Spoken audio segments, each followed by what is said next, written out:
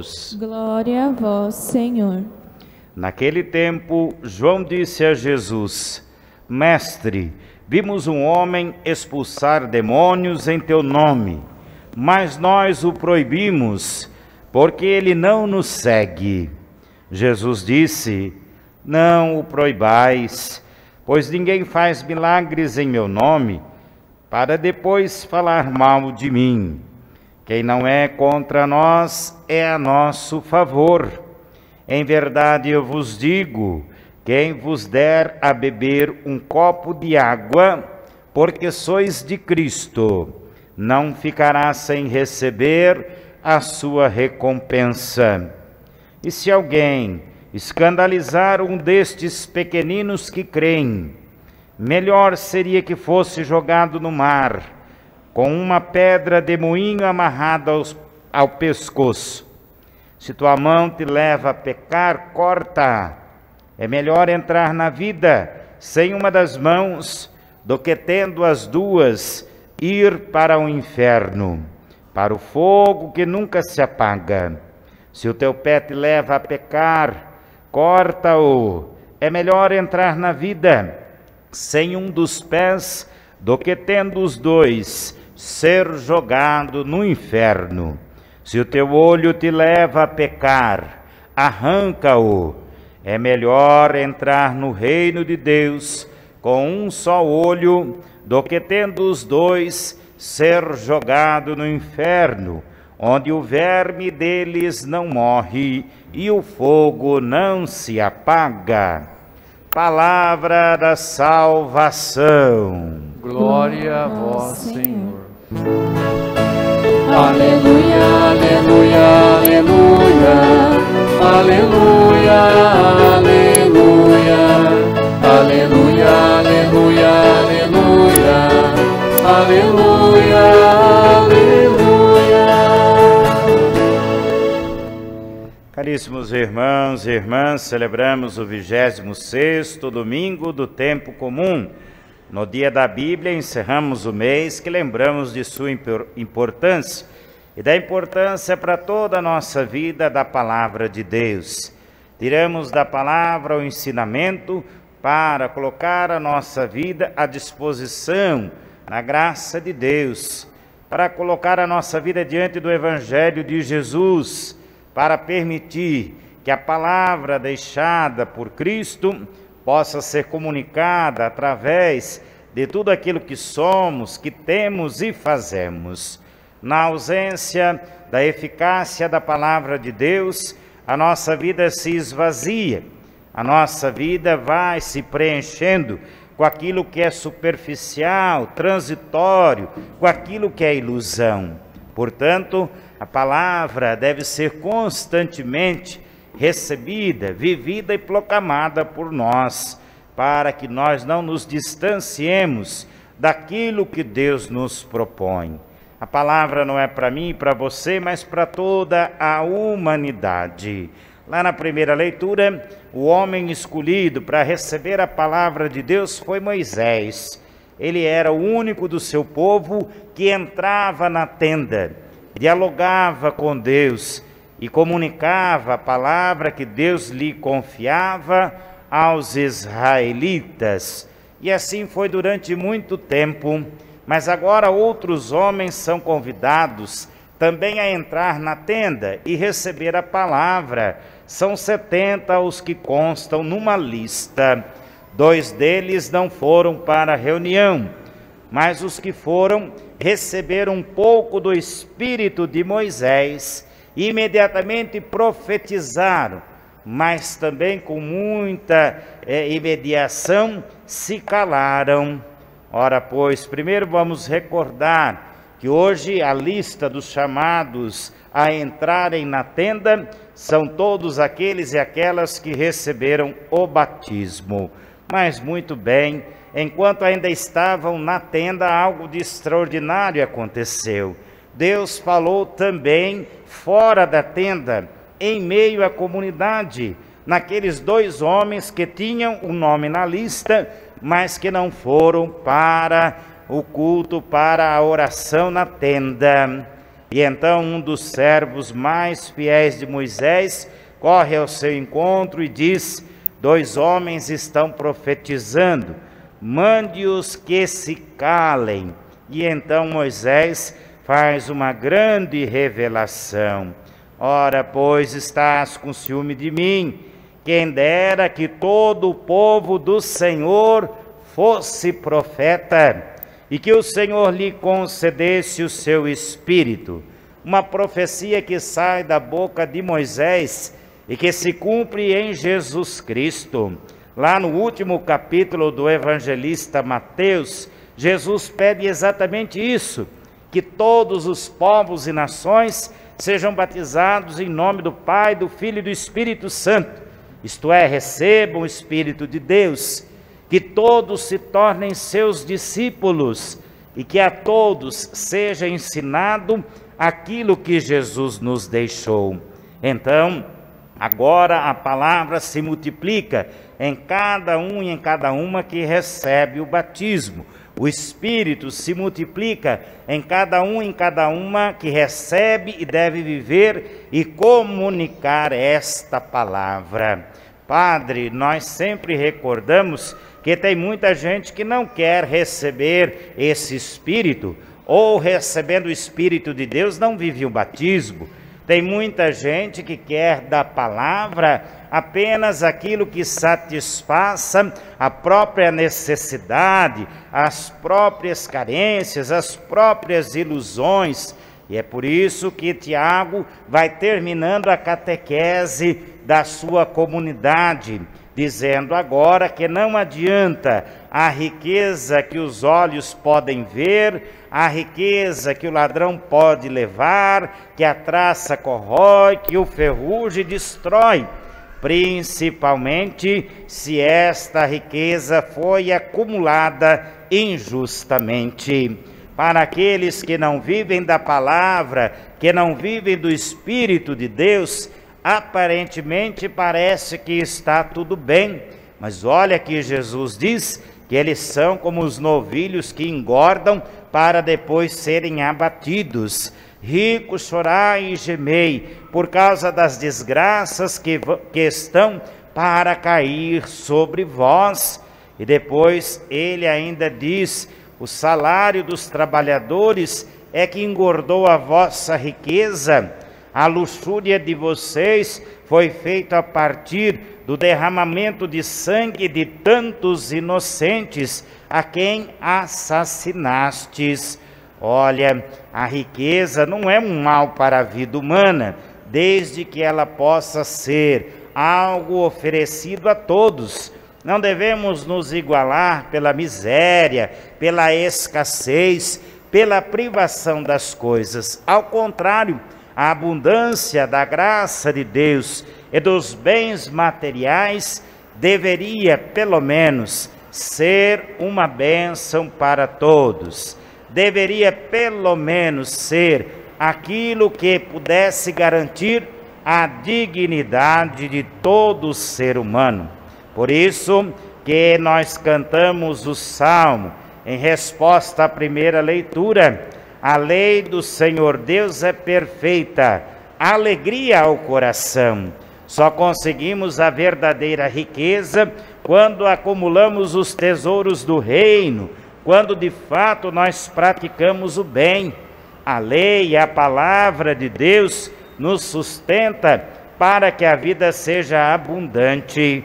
Fora disso, a alegria é ilusão passageira e muito facilmente pode se perder.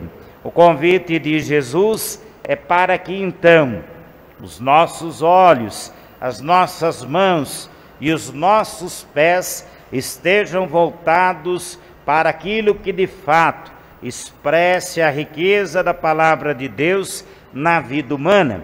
Por isso não dá para ter entre nós disputa, divergências, divisões. Ao contrário, a riqueza é que a comum unidade, a comunhão de todos os homens e mulheres possam expressar que é possível sim uma vida fraterna, uma vida digna.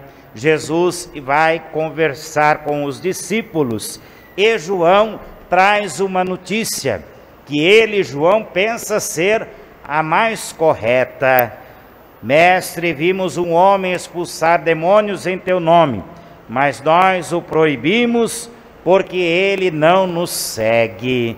João, ainda com os discípulos, tem a ideia de uma fé intimista, mesquinha, um reino para si mesmo, um reino de privilégios, um reino em que alguns possam alcançar a plenitude do poder, da riqueza, e outros apenas a submissão. Então Jesus vai dizer: por que proibir alguém que realiza milagres em meu nome? Olha o Espírito que age também em outras pessoas. Se ele está a nosso favor, nunca vai estar contra nós. Passou do tempo de nós derrubarmos as barreiras que existem entre os cristãos, para que o cristianismo tenha mais força ainda de salvação no mundo. Jesus então convida os discípulos a uma reflexão. O reino se faz das pequenas coisas. Se alguém te der um copo d'água porque tu és de Cristo, esta pessoa já vai ter a sua recompensa. Jesus lembra que os discípulos vivem da providência, da bondade das mulheres que o acompanham, de algumas pessoas que dão a eles o lugar do pouso, a comida, a água, para que eles possam continuar a missão.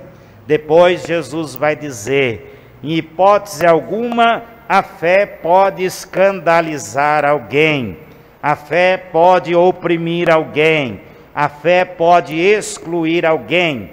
Se alguém desmerecer uma outra pessoa por causa da fé, melhor que deveria ser jogada ao fundo do mar com uma pedra de moinho que era enorme, amarrada ao pescoço. A fé é sempre sinal de humildade, de serviço, de unidade, de amor, de fraternidade. E as perguntas propostas por Jesus são perguntas que também ajudam a avaliar a nossa fé, como ele fez com os discípulos. Lembra da frase de João?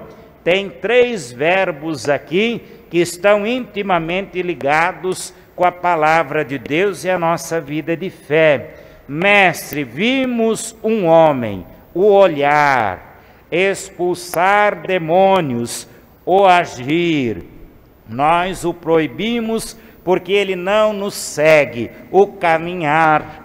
Então Jesus vai dizer: para que está servindo as vossas mãos? Elas se levantam para blasfemar, elas se levantam para julgar, para agredir, para apontar, para afastar os outros de si, porque não é isso que suas mãos deveriam fazer. Elas devem se levantar para o louvor, para a súplica. Ela deve se estender para a acolhida, para o consolo, para a ajuda, para a partilha. As mãos devem ser os símbolos da ação daquele e daquela que, conhecendo a palavra, pratica o bem. Então, se você não está fazendo isso com as suas mãos, pode tirar da tua vida aquilo que não serve para nada, porque você vai acabar sendo condenado pelas suas atitudes. Ainda Jesus vai dizer: quais são os caminhos que vocês estão trilhando? Por onde anda levando a sua vida os seus pés? Tem pezinhos que não param em lugar nenhum, vão numa igreja, vão em outra, vão numa religião, vão na outra, vão no centro espírita, vão no benzedor, vão aqui, vão acolá, e não conseguem se firmar numa comunidade de fé. Tem pezinhos que o dia inteiro batem perna para lá e para cá atrás de fofoca. Outros pezinhos dão um pulinho no bar, dão um pulinho aqui e acolá, menos no lugar em que deveriam estar. Então Jesus diz: o caminho de Jesus é o da verdade e da justiça. O caminho de Jesus é aquele que sempre leva ao Pai.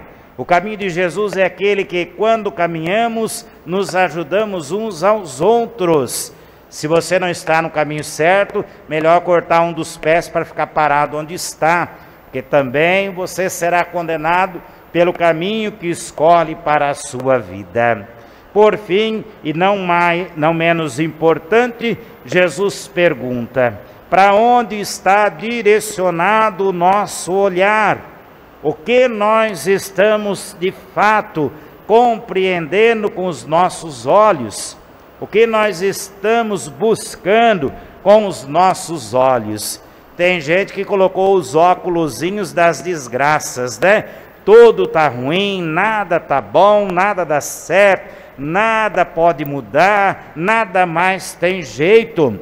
Tem gente que só olha, como a gente ouviu na segunda leitura, aquilo que enche os olhos: o carro novo, a casa nova, a roupa nova, a conta bancária grande, né? Os mais famosos. Não, nossos olhos são para contemplar as maravilhas de Deus, e o nosso olhar deve ser como o de Jesus, que é capaz de se direcionar a todos da mesma maneira, socorrer o que mais precisa, mas também contemplar a maravilha da graça de Deus numa criança que nasce e cresce, num adulto que se esforça cuidando da família, num idoso que tem uma vida inteira para nos dar testemunho da fé. Os nossos olhos devem ser misericordiosos e buscar sempre aquilo que é melhor para a nossa vida e a vida dos nossos irmãos e irmãs. Porque se a gente não oferecer as mãos para agir conforme a palavra, se a gente não caminhar no caminho proposto por Jesus da verdade, e se a gente não for capaz de ver Deus na nossa vida, só vai sobrar para nós os vermes que não morrem e o fogo que não se apaga. E esse não é o desejo de Deus, isso é o que está reservado lá no inferno. Nós merecemos e Deus quer dar para nós muito mais do que tudo isso. Aliás, o único fogo que Deus nos oferece é do Espírito Santo, que anima, que cura, que acende as nossas almas em Cristo. O que Deus tem a nos oferecer é um grande banquete na terra da vida plena, no céu da vida eterna. Que a palavra abra cada vez mais o nosso coração para compreendermos o quanto é importante conhecê-la e viver, porque é através da palavra que nós conseguimos corresponder à vontade de Deus nas nossas vidas. Amém.